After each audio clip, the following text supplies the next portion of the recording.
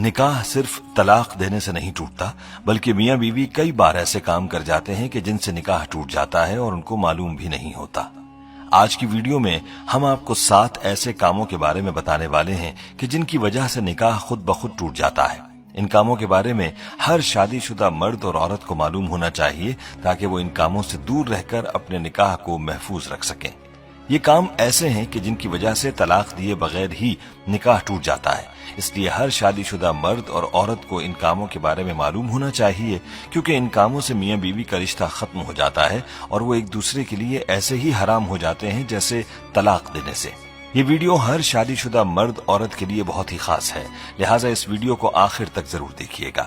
Video میں آگے بڑھنے سے پہلے آپ سے گزارش ہے کہ اگر آپ نے ہمارا چینل سبسکرائب نہیں کیا ہوا تو ابھی ہمارے چینل کو سبسکرائب کریں اور ساتھ موجود بیل آئیکن کو بھی کلک کریں تاکہ ہماری آئندہ ویڈیوز کا نوٹیفیکیشن آپ کو ملتا رہے۔ ویڈیو کو لائک اور شیئر کریں، اور ہماری تمام بہنوں اور بھائیوں سے گزارش ہے کہ درود پاک کی برکت سے ہونے والی دعا میں شامل ہونے کے لیے اپنا نام کامنٹ سیکشن میں ضرور لکھیں اور ہماری درود پاک کی محفل کا حصہ بنیں۔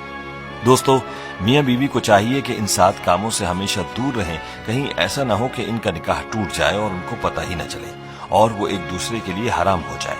یاد رہے کہ نکاح اللہ کا حکم اور نبی پاک صلی اللہ علیہ وآلہ وسلم کی اہم سنت ہے۔ نکاح کی اہمیت پر بھی ہم بات کریں گے، لیکن پہلے آپ کو ان 7 کاموں کے بارے میں بتاتے ہیں کہ جن سے نکاح بغیر طلاق ہی کے ٹوٹ جاتا ہے، مطلب یہ کہ میاں بیوی کا رشتہ اپنے آپ ہی ختم ہو جاتا ہے۔ نمبر 1، خلا لینے پر۔ دوستو، جس طرح مرد کو اللہ نے یہ حق دیا ہے کہ وہ عورت کو طلاق دے سکتا ہے، تو اسی طرح سے عورت کے پاس بھی یہ حق ہوتا ہے کہ اگر وہ کسی وجہ سے اپنے شوہر کے ساتھ نہ رہنا چاہے تو وہ خلا لے سکتی ہے۔ اس مقصد کے لیے وہ وقت کے قاضی یا عدالت کے ہاں اپنا کیس پیش کرے گی اور قاضی اس بات کا فیصلہ کرے گا کہ خلا حق بجانب ہے اور اس پر عمل درآمد ہو گیا ہے، تو اس کے بعد میاں بیوی ایک دوسرے پر حرام ہو جائیں گے۔ نمبر 2، ایلا۔ دوستو، اب آپ کے ذہن میں سوال ہوگا کہ یہ کیا ہے؟ تو ایلا اس کو کہتے ہیں کہ شوہر اپنی بیوی کے ساتھ ہم بستری نہ کرنے کی قسم کھا لے، تو ایسی صورت میں بیوی اپنے شوہر سے علیحدگی اختیار کر سکتی ہے اور وہ طلاق کے بغیر ہی ایلا کر سکتی ہے۔ نمبر 3، کسی ایک کی موت ہو جانے پر۔ پیارے دوستو، اگر کسی حادثے میں یا پھر کسی بھی وجہ سے اگر شوہر فوت ہو جاتا ہے تو اس کی بیوی کا اپنے شوہر سے نکاح خود بخود ہی ٹوٹ جاتا ہے۔ اسی طرح سے اگر بیوی فوت ہو جائے تو اس کے شوہر کا اپنی بیوی سے نکاح ٹوٹ جاتا ہے۔ تو معلوم ہوا کہ کسی ایک فریق کے فوت ہو جانے سے میاں بیوی کا نکاح خود بخود ہی ٹوٹ جاتا ہے۔ نمبر 4، اسلام چھوڑنے پر۔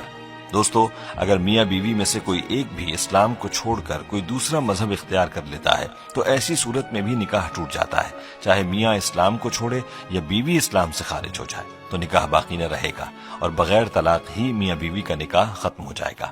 اگر اسلام چھوڑ دینے کے بعد بھی میاں بیوی ایک ساتھ رہتے ہیں تو ان کا آپس کا یہ تعلق جائز نہیں رہتا، بلکہ یہ تعلق حرام ہو جاتا ہے۔ نمبر 5، کسی ایک کے لاپتہ ہونے پر۔ دوستو، اگر میاں یا بیوی میں سے کوئی ایک لاپتہ ہو جاتا ہے یا گھر چھوڑ چلا جاتا ہے اور اس کی کوئی خبر نہیں، تلاش کرنے کے بعد بھی اس کا پتہ نہیں چلتا اور کافی عرصہ گزر جاتا ہے، تو ایسی صورت میں بھی نکاح ٹوٹ جاتا ہے۔ اب سوال یہ ہے کہ یہ کتنا عرصہ ہے؟ تو ایک روایت میں 3 سال کا ذکر ملتا ہے، یعنی میاں یا بیوی کے لاپتہ ہونے کے بعد 3 سال کا عرصہ گزر گیا اور کچھ پتہ نہ چلا تو نکاح خود بخود ہی ٹوٹ جائے گا۔ ایسی صورت میں میاں بیوی چاہیں تو کسی دوسرے کے ساتھ نکاح کر سکتے ہیں۔ دوستو، نمبر 6 رشتوں کے حوالے سے ہے، یعنی اگر کسی مرد کا اپنی رضائی بہن سے انجانے میں نکاح ہو چکا تھا، یعنی ان کو معلوم نہ تھا کہ وہ رضائی بہن بھائی ہیں اور نکاح ہو گیا، تو اس رشتے کے معلوم ہو جانے پر یہ نکاح ختم ہو جائے گا، کیونکہ جس طرح حقیقی بہن بھائی کا نکاح نہیں ہو سکتا، اسی طرح رضائی بہن بھائی بھی نکاح نہیں کر سکتے، اور انجانے میں نکاح ہونے کی صورت میں یہ نکاح اسی وقت ٹوٹ جائے گا جس وقت رشتے کے بارے میں علم ہو جائے گا۔ دوستو، نمبر 7 بھی رشتوں کے حوالے سے ہے۔ یہ بات انتہائی غور طلب ہے جو والدین اور اولاد کے رشتوں کے حوالے سے ہے۔ دوستو، اگر بیٹا یا بیٹی 9 سال کی عمر کو پہنچ جائیں تو ماں باپ کو چاہیے کہ وہ ان کو اپنے پاس نہ سلائیں، یعنی باپ بیٹی کو اپنے پاس نہ سلائے جب وہ 9 سال کی ہو جائے، اور ماں اپنے بیٹے کو اپنے پاس نہ سلائے جب وہ 9 سال کا ہو جائے، بلکہ ان کے ساتھ پیار کرنے میں بھی احتیاط کریں اور ان کے جسم کو اپنے جسم سے دور رکھیں، کیونکہ اگر باپ اور بیٹی کے قریب ہونے سے باپ کی شہوت یا بیٹی کی شہوت جاگ گئی تو میاں بیوی کا رشتہ ٹوٹ جائے گا۔ اور یہی صورت ماں اور بیٹے کی ہے کہ اگر ماں اور بیٹا ایک دوسرے کے قریب ہوئے اور ان کی شہوت جاگ گئی تو بھی نکاح ٹوٹ جائے گا۔ اس لیے چاہیے کہ اس حوالے سے بہت احتیاط کی جائے۔ باپ کو چاہیے کہ وہ بیٹی کو پیار کرنا چاہے تو اس کے سر پر ہاتھ پھیرے اور بوسہ بھی سر پر دے، جسم کو دور رکھے، اور اسی طرح ماں بیٹے کو پیار کرتے وقت بھی احتیاط کرے، اپنے بدن کو دور رکھ کر بیٹے کو پیار کرے۔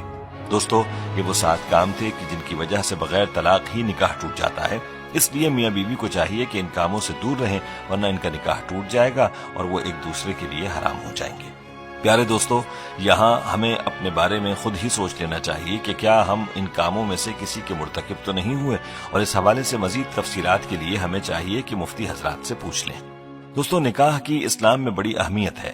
یاد رہے کہ ہمارے پیارے آقا حضور اقدس صلی اللہ علیہ وآلہ وسلم نے نکاح کو اپنی سنت قرار دیا ہے۔ ارشاد نبوی ہے، ان نکاح من سنتی، نکاح کرنا میری سنت ہے۔ حضور اقدس صلی اللہ علیہ وآلہ وسلم نے نکاح کو آدھا ایمان بھی قرار دیا ہے۔ جو کوئی نکاح کرتا ہے تو وہ آدھا ایمان مکمل کر لیتا ہے اور باقی آدھے دین میں اللہ سے ڈرتا رہے۔ مذکورہ احادیث سے نکاح کی اہمیت کے بارے میں واضح ہوتا ہے کہ نکاح انسانی فطرت کا تقاضا بھی ہے، اور ساتھ میں ہمارے آقا صلی اللہ علیہ وآلہ وسلم کی مبارک سنت بھی ہے۔ نکاح کے لیے 2 فریقین یعنی لڑکا اور لڑکی کا ہونا لازم ہے۔ پیارے دوستو، اسلام نے نکاح سے جو فکر اعتدال اور نظریہ توازن پیش کیا ہے وہ نہایت جامع اور بے نظیر ہے۔ اسلام کی نظر میں نکاح محض انسانی خواہشات کی تکمیل اور فطری جذبات کی تسکین کا نام نہیں ہے۔ انسان کی جس طرح بہت ساری فطری ضروریات ہیں، بس اسی طرح نکاح بھی انسان کی ایک اہم فطری ضرورت ہے۔ اس لیے اسلام میں